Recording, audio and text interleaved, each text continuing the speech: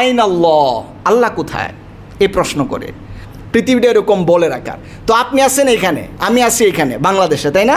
এখান থেকে জিজ্ঞেস করা হলো আইনাল্লাহ, তাদের বক্তব্য হচ্ছে আল্লাহর উপরে দেখাইতে হবে, আপনি এরকম দেখাইলেন।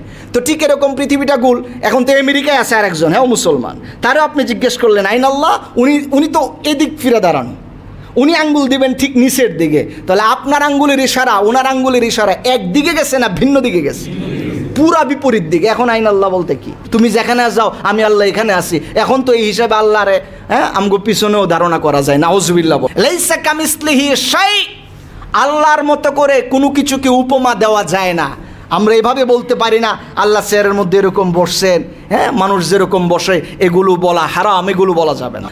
আল্লাহ পাক বলছেন সুম্মাস্তাওয়া আলাল আরশ, আল্লাহ পাক তারপরে আরশের মধ্যে ইস্তাওয়া হয়েছেন। কেউ কেউ এই ইস্তাওয়ার অর্থ করে আল্লাহ পাক আরশে সমাসীন হয়েছেন, মানে আল্লাহ পাক আরশ বলতে কুরসি, কুরসি বলতে চেয়ার, চেয়ার বলতে মনে হয় এরকম একটা পা আছে, এরপরে হাতা আছে, আল্লাহ মনে হয় এরকম হাতটা থুয়ে বইছেন, নাউজুবিল্লাহ পড়ে। এইভাবে আল্লাহকে ধারণা করা যায় না। অনেকেই বলে আইন আল্লাহ, আল্লাহ কোথায়, এই প্রশ্ন করে। যদি আপনি বলেন যে আল্লাহ তো ঠিক কিভাবে আছে, কোথায় আছে আমরা জানি না, কিন্তু আল্লাহ পাক আছেন, তখন তারা এই আয়াত উপস্থাপন করে, আরে বলেন কি, আল্লাহ পাক বলছেন সুম্মাস্তাওয়া আলাল আরশ, অথবা আর রহমানু আলাল আরশ ইস্তাওয়া, আল্লাহ পাক তো আরশের উপরে সমাসীন হয়েছেন।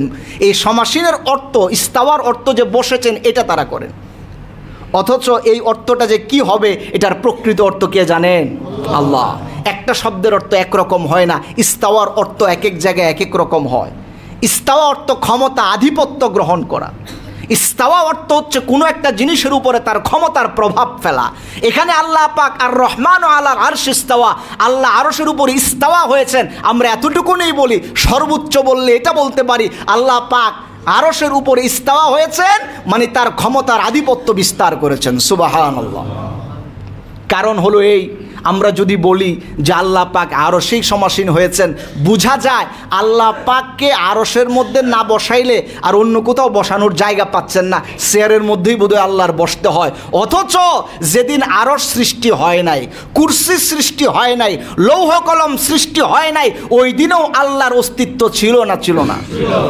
ওই দিন কোন চেয়ারে বসছেন?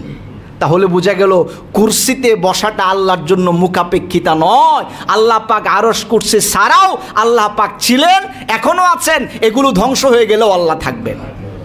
এজন্য ইমামে আজম আবু হানিফা, আমাদের আহলুস সুন্নাহ ওয়াল জামাতের আকীদায় আমরা স্পষ্ট দলিল হিসাবে বলি, ওয়াহুয়া মাহফুযুন আনিল জিহাতি সিত্তে।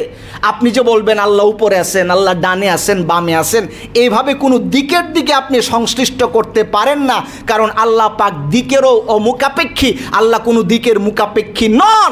আল্লাহ পাক যেদিন দিক ছিল না, উত্তর দক্ষিণ পূর্ব পশ্চিম বলতে কিছু ছিল না, তখনও আল্লাহ পাক ছিলেন। এজন্য আল্লাহ পাককে শুধু একদিকে ইশারা দিয়া কোথাও বসানো এটা কখনোই উচিত নয়। কারণ কি, কান আল্লাহু ওয়ালা মাকানান ওয়ালা খালিকা ওয়া হুয়া খালিকুল মাকান।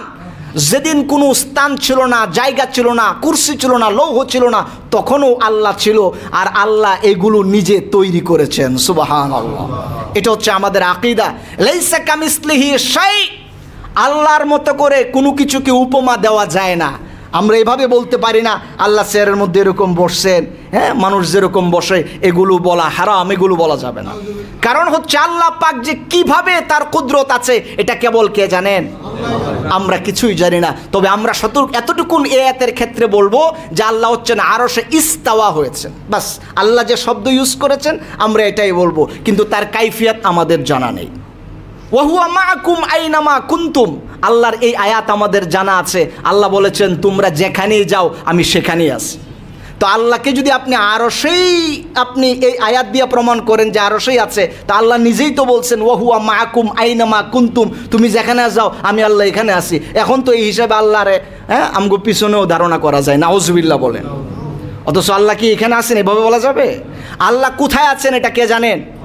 কিন্তু এই আয়াতের অর্থ হচ্ছে আল্লাহ পাকের ক্ষমতা, আল্লাহ পাকের দৃষ্টি, আল্লাহ পাকের শ্রবণ শক্তি সব আমাদের সাথেই আছেন। এর মানে এই নয় যে আমরা আল্লাহকে ফাঁকি দিতে পারি, এটার বোঝানোর জন্য আল্লাহ পাক এটা বলেছেন। আমার প্রিয় ভাইরা, এজন্য আমরা আল্লাহকে একটা হাদিস দিয়ে তারা বলতে চায় যে একজনকে বলা হয়েছিল আইন আল্লাহ, আল্লাহ কোথায়, তখন উনি আঙ্গুল দিয়ে এরকম ইশারা করেছিলেন। তো এটা দিয়ে বুঝাতে চায় যে আল্লাহ ওই যে উপরে আছে তো আরশে, এই যে তা আপনি যেরকম আরশ বললেন উপরে, আপনি তো বাংলাদেশ থেকে দেখাইতেছেন উপরে এরকম। ঠিক এট এ টাইম যারা হলো আমেরিকায় আছে, হেও যদি তারে যদি জিজ্ঞেস করা হয় আইন আল্লাহ, উনিও যদি আকাশের দিকে তাকায়, তাহলে দুইজনের কি একদিক গেছে না পুরো বিপরীতে গেল? আমার কথা মনে হয় বুঝেন না আপনারা। পৃথিবীটা তো গোলাকার, তাই না? পৃথিবীটা এরকম বলের আকার। তো আপনি আছেন এখানে, আমি আছি এখানে বাংলাদেশে, তাই না? এখান থেকে জিজ্ঞেস করা হলো আইন আল্লাহ, তাদের বক্তব্য আল্লাহর উপরে দেখাইতে হবে, আপনি এরকম দেখাইলেন।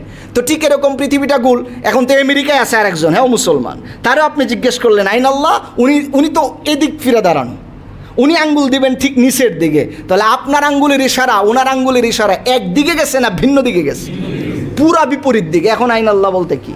আসলে আল্লাহ পাক আছেন এটাই আমরা শুধু ইঙ্গিত করতে পারি, কিন্তু আমারই ঠিক উপরে আমারই ঠিক নিচে এইভাবে বলা উচিত নয়। রব্বে কারিম আছেন, কারণ দিক যেদিন তৈরি হয় নাই এর আগেও রব ছিলেন। আল্লাহু আকবার বলেন। আমার প্রিয় মুসল্লিয়ানে কারাম, এজন্য আমরা আল্লাহ পাকের আকীদার ক্ষেত্রে আমাদের আকীদাগুলোকে স্পষ্ট করতে হবে।